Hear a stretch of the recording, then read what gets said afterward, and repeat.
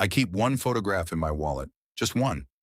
It's soft at the corners now, the way paper gets when it's been touched too many times by hands that don't want to let go. It's a picture of my son, the only picture I have of him. He died the day he was born. Last week at a football game, a woman I had never met in my life looked at that photograph and turned white. Her hands started shaking. She looked up at me and said, "Where did you get that picture?" I told her. I told her it was my son. She shook her head, slow, like she was trying to wake herself up from something. And then she said the words that knocked the air clean out of my chest. "That's my son." I want you to sit with that for a second, the way I had to sit with it. Two strangers, two different lives, the exact same photograph. How does that happen? Did somebody lie to one of us? Did somebody lie to both of us? I didn't have an answer that night. It took me weeks to get one.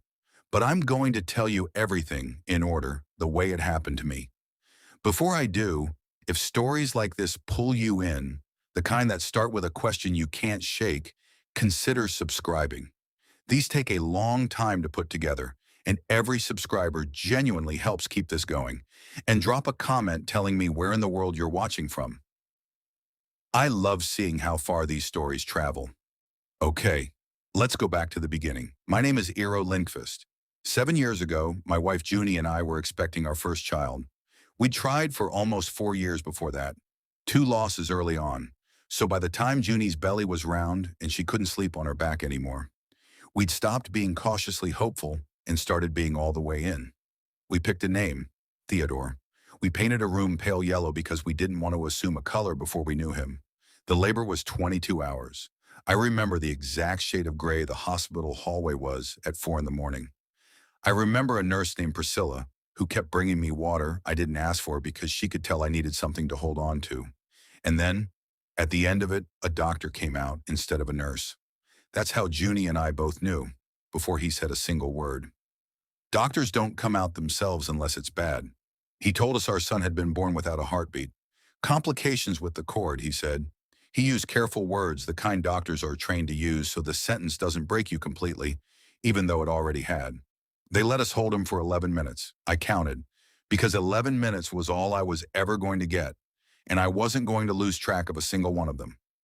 A hospital photographer, I didn't even know hospitals had photographers for this, came in and took one picture, just one. Junie couldn't look at the camera. I could barely look at my son, but that photograph became the only proof I had that he existed at all. I carried it everywhere after that. Every job interview, every funeral, every ordinary Tuesday. Junie and I separated 4 years later. Grief either pulls two people together or it splits them down the middle, and ours split us. She kept his name etched on a bracelet. I kept the photograph. I never really recovered. I don't think you're supposed to. You just learn to carry it without dropping anything else. So that's the man who was sitting in section 114, row C, at a football game last week, holding a photograph in his wallet that a stranger named Helena suddenly recognized as her own dead son. I need you to feel this next part the way I felt it, because it didn't happen fast. It happened slow, the way the worst moments always do. The stadium was loud. Somebody's team had just scored, and the noise rolled over the whole section like a wave. I'd opened my wallet to pay the man selling popcorn 2 seats down, and the photograph slipped halfway out, the way it always does, because I'd handled it so many times the edge had gone soft. Helena was sitting beside me, a stranger. We'd exchanged maybe 4 sentences the entire game, the kind of small talk you make with someone you'll never see again. "Whose team are you here for? Isn't it cold for June?" Then she saw the photograph. Her whole body went still. Not flinched. Still. The kind of stillness that happens right before someone remembers something they spent years trying to forget. "Where did you get that picture?" she said. Her voice had dropped to almost nothing. I told her, confused, that it was a photo of my son, that he died at birth 7 years ago. She didn't answer right away. She reached into her own bag, hands trembling so badly she fumbled the zipper twice, and pulled out a small laminated photograph of her own. It was the same picture, not similar. Not a coincidence of two sad-looking newborns photographed in a hospital blanket. The same photograph, same crease in the corner, Same slight blur on the left side where the photographer's flash had caught wrong. I would have known that blur anywhere. I'd stared at it for 7 years. "This is my son," she said again, quieter now, like she was talking herself into believing what she was holding. "He died the same week, same hospital. They told me his heart stopped during delivery."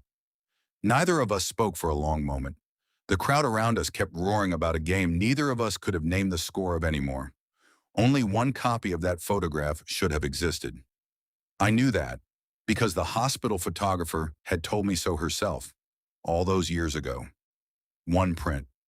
No negatives kept on file, she'd said, out of respect for the families. So how were two grieving parents, strangers to each other, sitting 2 seats apart at a football game, each holding the only copy? I'll tell you straight, for about 10 seconds sitting there, I genuinely thought I might be losing my mind. We didn't finish watching the game. We sat in the parking lot afterward, in my car, comparing two photographs that would not stop being identical no matter how many times we held them side by side. Helena told me her son's name had been Theodore too. Not a name she'd picked because it was common. She and her husband had chosen it after her grandfather, the same way I had chosen it after mine. That's when the question stopped being, how is this possible, and became something much harder to sit with. Did one of us bury a child who wasn't actually theirs? I didn't sleep that week. I want to be honest about that, because I think it matters for you to know how unsettled this made me. Not just curious, unsettled the way you feel when the floor turns out not to be as solid as you thought. I started where anyone would start. I requested my son's hospital records, full file, not the summary they'd given us at the time. It took 3 weeks and 2 formal requests before they sent anything, and what came back had problems immediately. The delivery time on the birth certificate didn't match the time written on the death certificate.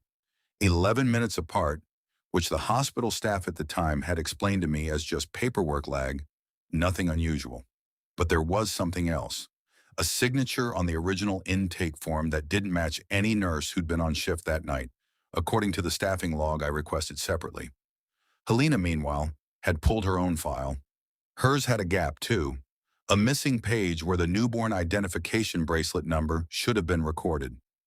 Just blank, not damaged, not faded. Blank like it had never been filled in, or like it had been removed. We started comparing notes by phone most nights. Two people who'd buried a child 7 years ago, now building a timeline together like we were investigating a crime, because by that point we both suspected we were. I tracked down Priscilla, the nurse who'd brought me water that night. She'd retired 3 years earlier. It took me 2 months to find her, and when I finally sat across from her at her kitchen table, she looked at me for a long time before she said anything at all. "I always wondered if someone would come asking," she said. Now, before I tell you what she said next, I want to ask you something, because this is where people who've heard this story start to disagree with each other hard. If a hospital made a mistake that big 7 years ago and managed to bury it successfully for 7 years, do you think the people responsible deserve a second chance? Or do you think some mistakes are too big to ever be forgiven, no matter how much time passes? I've heard both answers from people I love, and I still don't know where I land. Drop your answer in the comments because I read every single one. Here's what Priscilla told me. That night, 2 boys were born within 9 minutes of each other on the same floor. Mine and another baby, Helena's son, though she didn't know it yet, not really. Helena's baby had been born with severe complications. A true medical emergency, the cord wrapped twice, oxygen cut off for too long. The hospital made every effort, but he didn't survive. That part was real. That part was always real. My son Theodore was born 9 minutes later on the same floor, also with cord complications. But his were survivable. He was small, struggling, but alive. Here is the part that broke something in me permanently.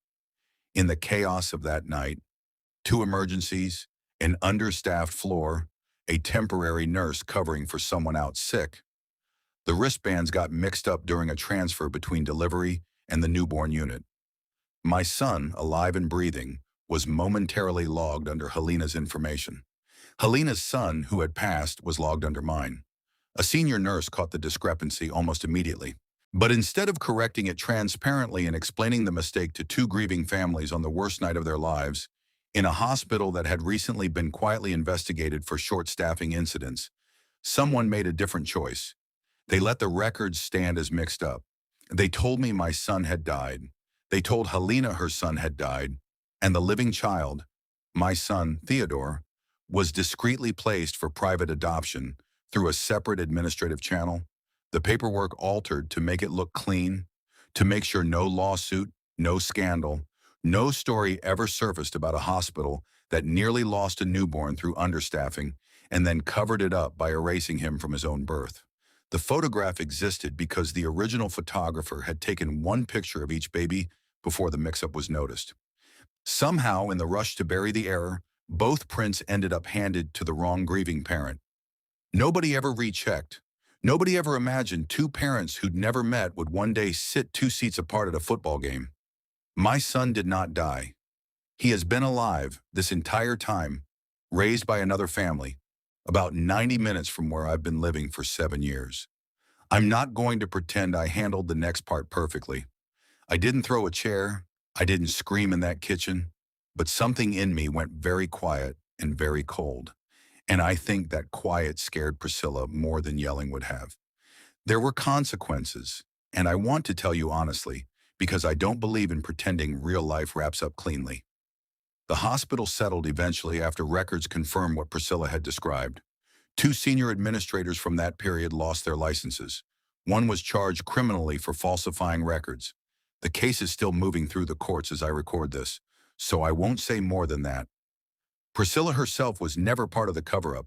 She'd objected at the time and been overruled, which is part of why she finally told me the truth without hesitation. The adoptive family, and I want to be careful here, because they are not the villains of the story, had no idea. They had been told in good faith that they were adopting a child whose birth parents could not care for him. They loved him. They still love him. When the truth came out, they were as shattered by it as I was. My son is 7 years old. His name now is Anton. He has my eyebrows and Junie's exact laugh, which I heard for the first time in a supervised visit 3 weeks ago. Through a video call, neither of us could get through without crying. We are not rushing anything. Everyone involved, me, Junie, the adoptive parents, a family counselor, agreed that Anton's stability matters more than anyone's need for a fast resolution, including mine.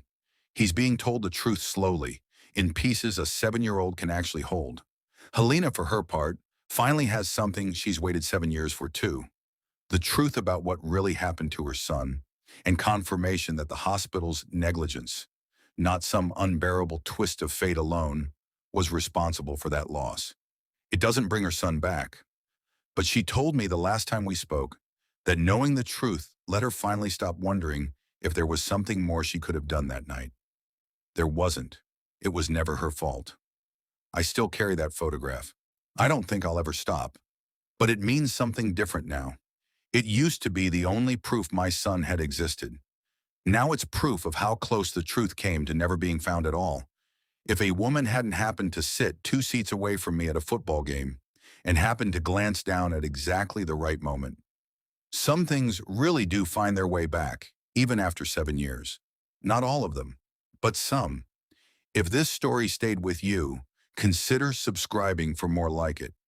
And tell me where you're watching from in the comments. It's always amazing seeing how far these stories travel.